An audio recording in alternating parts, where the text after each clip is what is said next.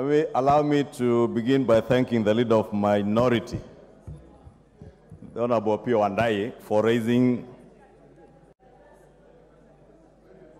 Honorable Speaker, there are two very loud consultations from the member for Belgut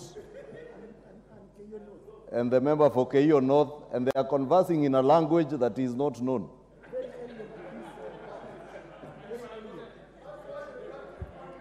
I could only hear Kongoi.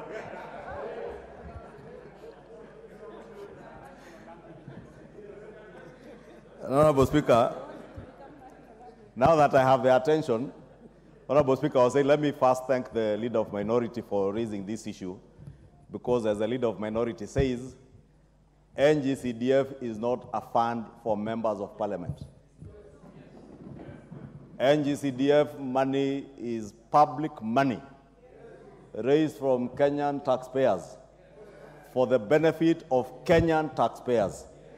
And I must repeat in the words of the leader of minority, in the interest especially of our hustler children who are awaiting for bursaries to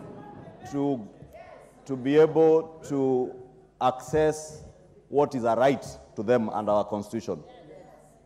Therefore, Honorable Speaker, I cannot agree more with the leader of minority that NGCDF is a matter that ought to be treated with special attention. And Honorable Speaker, as much as we all understand we are living in difficult times, part of the alleviation of the challenges that are there with the economy is to ensure that those who are not able to access school in January without, especially those children who just finished KCPE,